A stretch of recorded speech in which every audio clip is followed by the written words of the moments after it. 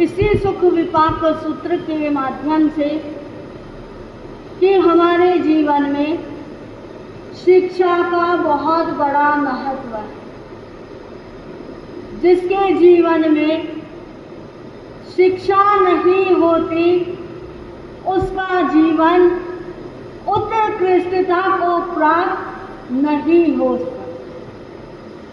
लेकिन शिक्षा भी दो प्रकार की बताई गई। एक है सामान्य और दूसरी है विशिष्ट। सामान्य ज्ञान में तो प्रत्येक आत्मा प्राप्त करती है। बच्चा 2-2.5 साल का होने आता है और उसे सामान्य शिक्षा देने के लिए स्कूल का गेट दिखा देते हैं। लेकिन हम भूल जाते हैं कि इसके साथ में विशिष्ट शिक्षाएं कैसे प्रदान की जाए। और पहले के समय में सामान्य शिक्षा भी अर्जित करानी होती तो उन्हें गुरु के निश्रय में पहुंचाने के साथ साथ विशिष्ट शिक्षा के लिए भी तैयार किया जाता था। आज के समय में हम 1-2 कलाएं सीख जाते हैं, चाहे व्यापार करने की कला सीख गए, पाक कला सीख गए, नृत्य करने की कला सीख गए, गायन कला सीख गए या ज्योतिष विद्या, स्वप्न शास्त्र, शकुन विद्या, इनमें से कोई भी एक कला अर्जित कर ली तो हम क्या सोचते हैं कि अब धरती में हमारे जैसा पंडित, हमारे जैसा विद्वान, हमारे जैसा इस कला में पारंगत कोई और नहीं होगा। लेकिन भूल जाते हैं उस समय को कि एक वो समय था इस भारतीय संस्कृति में भी कि जब 8 वर्ष से ये जो शिक्षा प्रारंभ होती और ये शिक्षा चलती थी 18 से 20 वर्ष की उम्र तक। और इन वर्षों के अंदर मात्र 1-2 कलाओं में ही बच्चे को पारंगत नहीं किया जाता था, अपितु 72 प्रकार की कलाएं पुरुषों को और 64 प्रकार की कलाएं महिलाओं को, स्त्रियों को सिखाई जाती थी। इन कलाओं को सीखने के पश्चात वो अपने आप को परिपूर्ण रूपेण विशिष्ट शिक्षित होना समझते थे। आज की शिक्षा हमें ज्ञान तो दे रही है लेकिन मानव नहीं बना पा रही। आज हम कितनी बड़ी डिग्रियां ग्रहण कर लें लेकिन मानवता हमारे भीतर शून्यता को प्राप्त होती जा रही है। पहले पोथियों का भार कम होता था, ज्ञान अधिक होता था। आज पोथियों का भार तो बढ़ता जा रहा है लेकिन ज्ञान नहीं बद होता जा रहा है। इसी का परिणाम कि आज हमें किस व्यक्ति के साथ कैसा व्यवहार करना चाहिए ये हम भूलते जा रहे हैं। लेकिन वो सुबाहु कुमार 8 वर्ष का होने पर गुरुकुल में गुरुकुल आचार्य के सानिध्य कर 72 ही प्रकार की कलाओं में परिपूर्ण रूपेण निष्णात बनता है। और जब विद्या अर्जित कर ली उसके पश्चात उन्हें राजमहलों में भेज दिया गया। राजमहलों में पहुंचकर बड़े ही सुंदर भावों के साथ, धर्म भावों के साथ, ज्ञान भाव से ओतप्रोत होकर वो अपना जीवन व्यतीत करने लगे। बाल्यकाल छोड़कर युवा अवस्था में कदम उनके बढ़ चुके थे। और आप जानते हैं कि जब ये युवा अवस्था आती है तो क्या होता है। युवा अवस्था आते ही हमारे 9 अंग जागृत हो जाते हैं। कौन कौन से? ये 2 आंखें, 2 नाक के क्षेत्र, 2 कान, 1 स्पर्श इंद्रिय, 1 ये जिह्वा और फिर हमारा मन। ये 9 अंग जागृत होते ही व्यक्ति क्या करता है? विषयों की ओर, विकारों की ओर आकृष्ट होने का प्रयास करता है। जैसे ही 9 अंग जागृत होते हैं, इनकी जागृति के साथ हमारा ये मन चंचल हो उठता है, चलायमान होने लग जाता है। फिर ये नमी राजऋषि के जवाब सुनकर वो अपनी हार को स्वीकार कर चुके हैं, अंतर्मन में स्वीकार कर चुके हैं, लेकिन नमी के सामने अभी भी डटे हुए हैं, अभी भी वो अड़े हुए हैं। अब उनको फिर एक बात कह रहे हैं कि देखो, ये आपका जो गृहस्थ आश्रम है ना, जीवन के इतने 100 साल का आयुष्य मानकर हम पहला आश्रम ब्रह्मचर्य मानते हैं, दूसरा गृहस्थ आश्रम कहते हैं, तीसरा वानप्रस्थ, चौथा संन्यास आश्रम। तो ऐसे ये 4 आश्रम जो बताए गए, उसमें ये जो गृहस्थ आश्रम है आपका, ये घोर आश्रम है।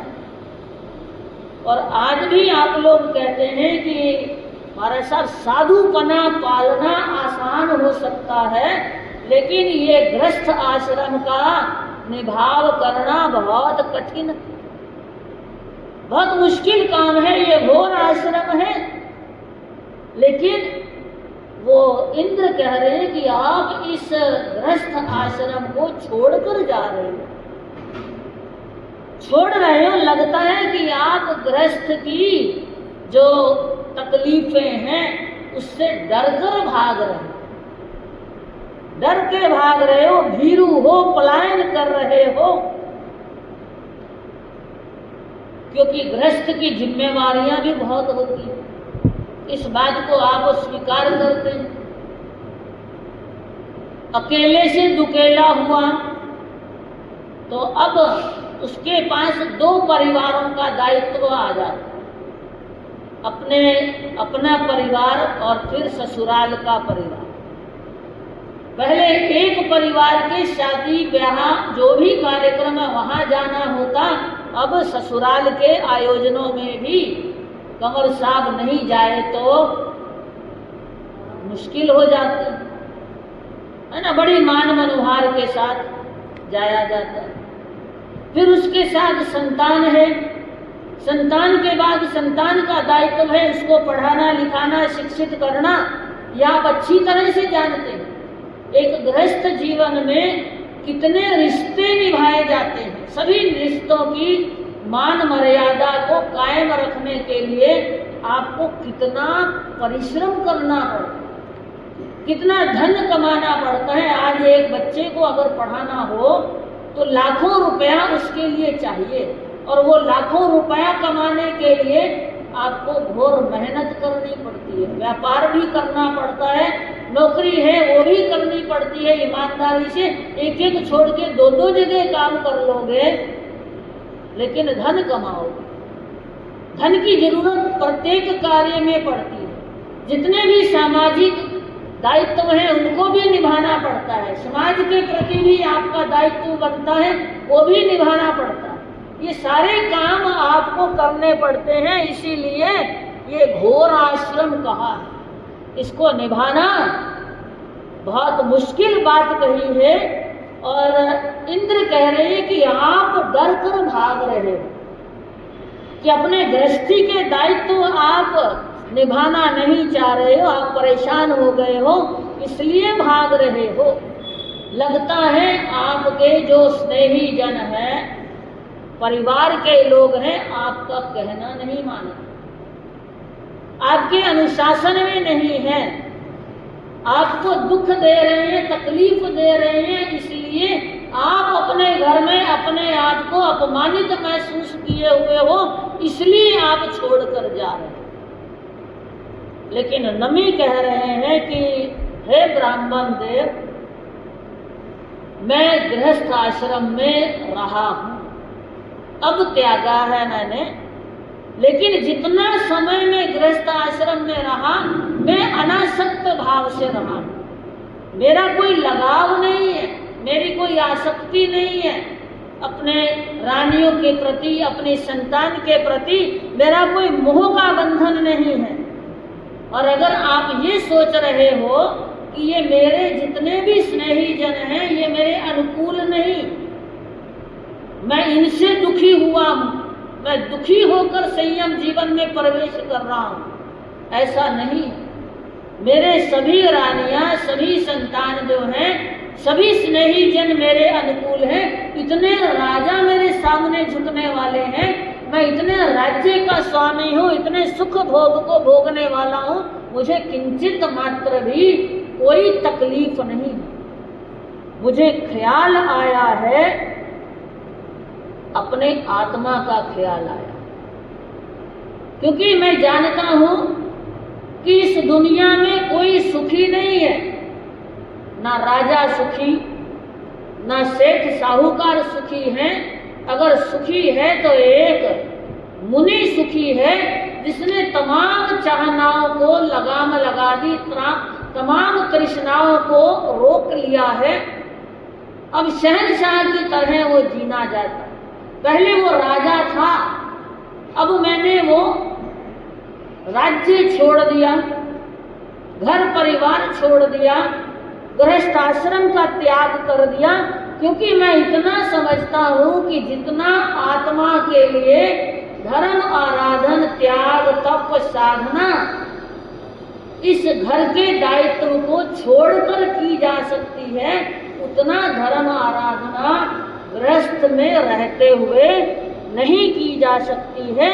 इसलिए मैं तमाम परिग्रह, तमाम जो स्नेही जनों का आसक्ति है, उन सबसे मैं मुक्त होकर, सारे हिंसा, झूठ, चोरी, चकारी सबसे मैं छूटकर, सबसे मैं मुक्त होकर मैं इस मुनि जीवन में प्रवेश करना चाह रहा हूँ, केवल आत्मा के हित में। मुझे कोई कष्ट नहीं, कोई संसार में कोई दुख तकलीफ नहीं, सारे सुख साधन सभी परिवार अनुकूल है।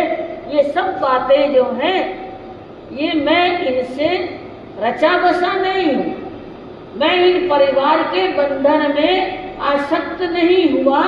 गृहस्थ आश्रम का पालन किया, गृहस्थ धर्म का निर्वाह किया, ईमानदारी से किया, लेकिन मैं उसमें लिप्त कभी नहीं हुआ।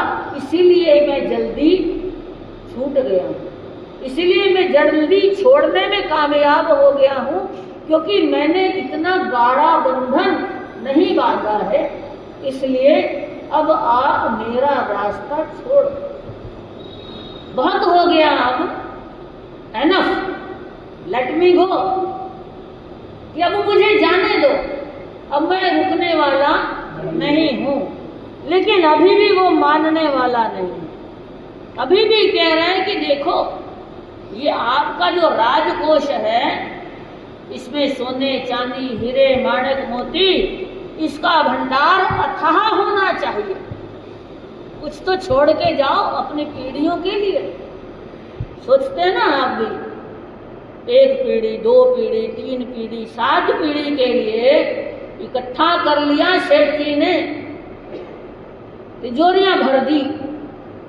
और एक दिन अपने मुनीम को बुलाकर पूछा कि मेरे पास कितना धन है, जरा बताओ तो।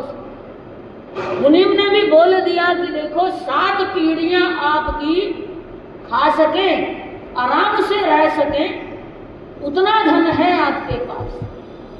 7 पीढ़ियों की बात सुनकर जोर जोर से रोने लग गए, एकदम से रुदन किया। अब वो सोच रहा है मुनि कि पता नहीं ये क्यों रोने लग गए, पता नहीं कोई ऐसा टेलीफोन नहीं आ गया, कोई सुनावने यानी कि किसी अपने परिचित का परिजन का कोई विछोह हो गया हो, किसी के देहांत का समाचार आ गया हो तो रोने लग गए हैं, जोर जोर से रो रहे हैं। थोड़ी देर बाद वो मुनीम तसल्ली देता है। पुराना मुनीम था, घर जैसा था, घर के सदस्यों से भी ज्यादा राजदार था। बड़े प्रेम से पूछता है कि हे सेठ जी, आपके पास इतना धन वैभव है, इतनी बातें सुनकर 7 पीढ़ियों का जो आपने इकट्ठा कर लिया है, वो सुनकर आप क्यों रोने लग गए? अब सेठ जी पता है क्या कहते हैं, जो रचे बसे हैं, आसक्ति है धन वैभव के प्रति, परिवार के प्रति, अपने पूर्वजों के प्रति आदर भाव और आने वाली जनरेशन का ख्याल, आगत की चिंता अनागत की चिंता, सारी उन्हीं को। रोने का कारण पता है क्या बताते हैं? रोना इसलिए आया कि 7 पीढ़ी तक का तो जमा है, मेरी 8वीं पीढ़ी क्या खाएगी, ये सोचकर रोना आ गया। अब बताइए ये रोने वाली बात है क्या? जोर जोर से फूट फूट कर रोए कि 8वीं पीढ़ी क्या खाएगी। अब मुनीम को अंदर तो हंसी आई है, लेकिन बाहर से वो थोड़ा सीरियस बना। वो सोच रहा है कि अब सेठ जी की आसक्ति को कम करने का समय आ गया है। अब वो मुनीम कैसे उनकी आसक्ति कम करेगा ये तो वो जाने, लेकिन यहाँ इंद्र जो है नमी राज ऋषि की आसक्ति को और ज्यादा टटोल रहा, देख रहा है और उनको कह रहे हैं कि देखो अपने परिवार के लिए अपने राजकोष में थोड़ा कुछ धन जमा करो, इकट्ठा करो, खजाना भरो और फिर उसके बाद जो है वो आप जाओ, यानी कि अपने पुरुषार्थ से पराक्रम से धर्म अर्थ काम और मोक्ष ये 4 क्षेत्रों में व्यक्ति पुरुषार्थ करता है ना। अब धर्म में वो पुरुषार्थ करने के लिए तत्पर हुआ, काम भोग भोग चुका, निवृत्त हो गया। अब धर्म और मोक्ष के लिए पुरुषार्थ में रहे थे आप विक्रम को कि 12 वर्ष से विक्रम वापस उज्जैन नगर की ओर सेठ के साथ में आया। प्रातःकाल मंत्री पहुंच गया और अपरिचित सेठ को देख करके पूछने लगे कि आपने विक्रम को कहीं पर देखा क्या? विक्रम पास में ही है। उसने शीघ्र ही पूछा कि आपको विक्रम से क्या काम है, किस लिए आप विक्रम को याद कर रहे हैं? मंत्री विक्रम की ओर देख रहे हैं कि ये जो पूछ रहे हैं कि विक्रम से क्या काम है। ओलख विक्रम सचिव जी झुक झुक कियो जुहार, व्यथित हृदय आंसू बहे सक्यो न वचन उचार, गाढ़ा लिंगन कर कुंवर पूछी सारी बात, बेहद कुंवर सुख दियो भली बणी नाथ। विक्रम के सामने देखते हैं और सचिव पहचान लेते हैं कि ये विक्रम ही है और कोई नहीं है। ये राजकुमार विक्रम जो यहाँ पर आए हुए झुक झुक करके जुहार कर रहे हैं और गले लग करके मिल रहे हैं। उनके खुशी का कोई पार नहीं रहा। मंत्री के मन में अपार खुशी है कि विक्रम मिल गए, पर आंखों से आंसू भी बह रहे हैं। विक्रम मिले उसकी तो खुशी है और व्यतीत घटनाएं हुई उनका दुख उनके हृदय में है। मिलने के बाद में सारी कहानी सार संक्षिप्त विक्रम के सामने रख दी कि इसलिए हम याद जो कर रहे हैं, याद तो कब से कर रहे हैं, लेकिन अब विकट परिस्थिति जो आई हुई है, ये सारी बात सुनकर विक्रम के हृदय में अपार दुख हुआ। जिस दुख का कोई पार नहीं ले सकते हैं वो है अपार दुख। ऐसा दुख हुआ उनके हृदय में कि ये किस किस तरह की घटना घटित हो गई है। समय कैसा कैसा बलवान सामने जो आ गया। पर बुद्धिमान होता है उन घटनाओं को सुन करके वापस उस घटना में सुधार किस प्रकार से किया जाए ये चिंतन करते हैं। विक्रम वाणियो बदे वाणियो सो आछो रे, काम सुधारो देश रो जद विक्रम साचो रे। ठाट पाट सो शहर में गयो रेयत बधायो रे। आय तख्त पे बैठ गो सबके मन भायो रे। सरदार मोसदे सांभलो पुनि पर जा सारी रे। दो आशीष सुहामणी तन मन से धारी रे। असुर संघाते झुंझ सो ले सो वैर निकाली रे। वंश पवारो उपनो हिमना के मारी रे। देय दिलासा सर्वने रनिवासे आयो रे। माता अरुभा भज प्रते सादर शीस झुकायो रे। होने सो तो हो गई कारी नहीं लागे रे। पूरब कृत कर्म भोगवे ज्योति जब जागे रे। माता कहे रे बालूड़ा कीमतों ये रुखालो रे। विक्रम कहे ढाल बार में मैं सत्य पे चालू रे। मैं सत्य पे चालू रे। जब सचिव से सारी बात सुन लेते हैं उसके बाद विक्रम कह रहे कि जो होनहार था वो होकर के रह गया। समय बड़ा बलवान था।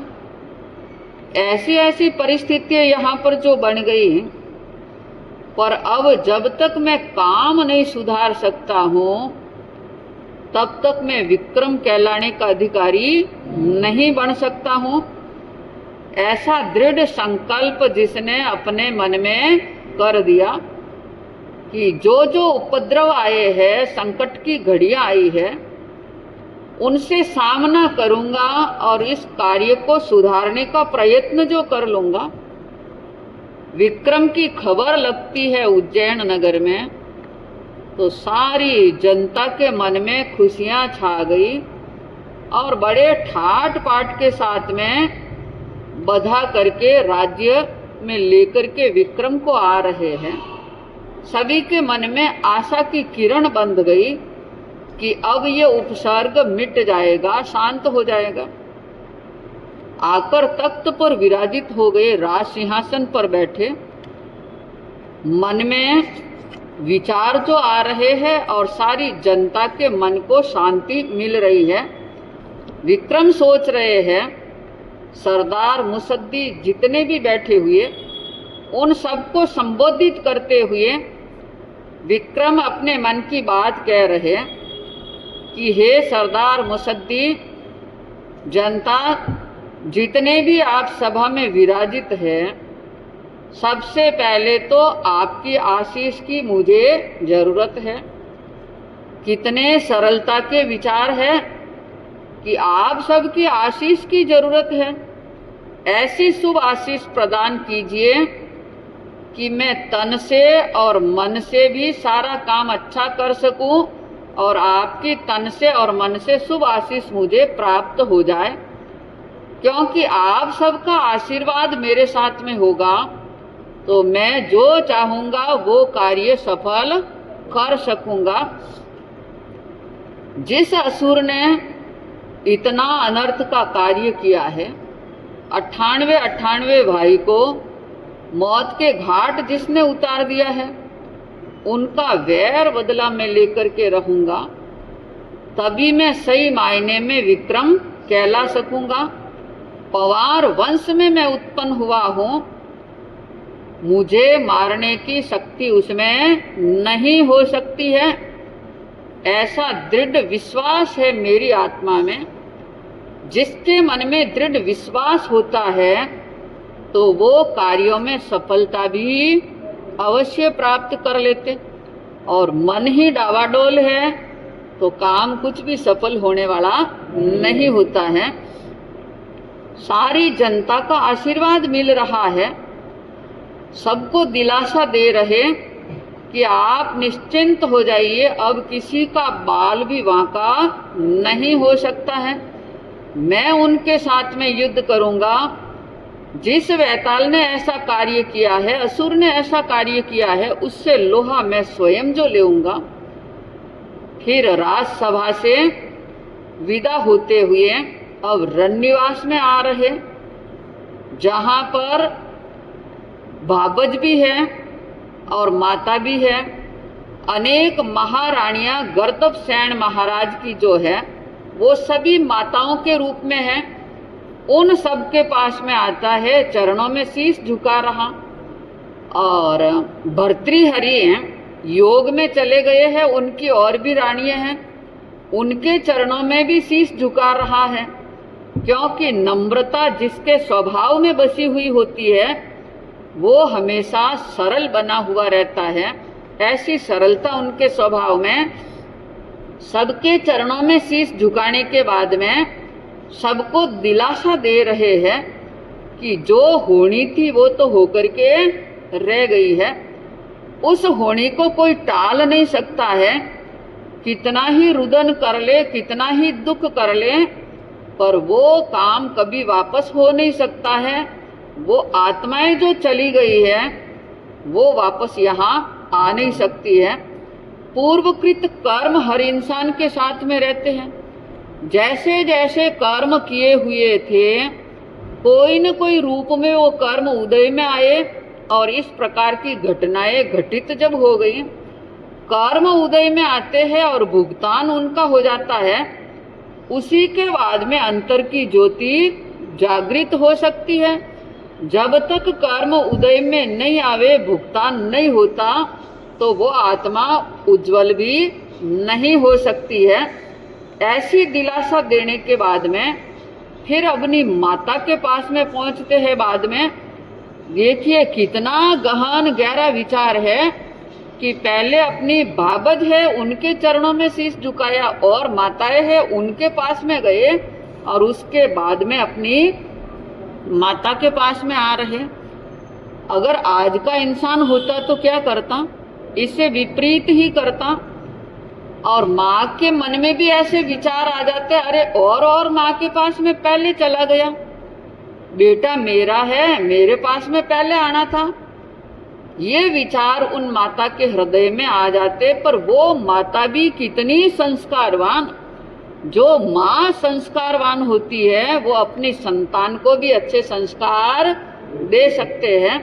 फिर माँ के पास में आए, माँ के चरणों में शीश झुका रहा है और माता की आंखों से अश्रुधारा बह रही है। दो प्रकार का दुख है उनके मन में। एक तो सभी मौत के घाट जो उतर गए हैं 98 भाई, जैसी जैसी स्थिति बनी उसका भी दुख है। और दूसरा दुख मन में है कि हे बेटा मैं तेरी रक्षा कैसे कर पाऊंगी, क्योंकि ये दिन तो आराम से निकल गया है, पर जो राज सिंहासन पर बैठता है रात में असुर उसका संहार कर देता है, तो तेरी रक्षा मैं किस प्रकार से कर पाऊंगी। विक्रम सहज में उत्तर देते हैं कि हे माता, सारी जनता का आशीर्वाद है मेरे ऊपर, आप सबका आशीर्वाद है मेरे ऊपर। हे माँ, आपका अनंत उपकार है, आपके आशीर्वाद में इतनी शक्ति भरी हुई है कि ये आपका हाथ ऊपर उठ गया, सिर पर आ गया तो समझ लो कि मेरा बाल भी वांका होने वाला नहीं है। और फिर मैं आपके बताए हुए सत्य के मार्ग पर चलूंगा। अभी तक सत्य के मार्ग पर चला और आगे भी सत्य के मार्ग पर ही चलूंगा, इसलिए मेरा बाल भी वांका नहीं हो सकता, ऐसा मुझे पूर्ण रूप से विश्वास है। इतनी बात कही और माँ के मन में शांति की धारा बह रही है कि जो मेरा पुत्र कह रहा है वैसा निश्चित रूप से कार्य होने वाला है।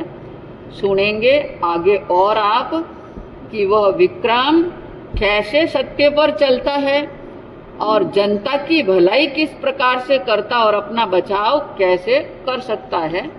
ये सत्य में बहुत बड़ी ताकत होती है और सबकी दुआओं में भी बहुत बड़ी ताकत होती है, पर ये दुआएं भी कहने से नहीं मिलती है। इंसान वैसा होता है तभी उनको दुआएं प्राप्त हो सकती है। जनता की दुआ भी तभी मिलती कि जिसमें भलाई की भावना होती है, तो जनता भी उनको अच्छी दुआ देती है और कुटुंब परिवार भी सभी अच्छी दुआ दे देते हैं। तो ऐसे ही सच्चिंतन सबका रहना चाहिए।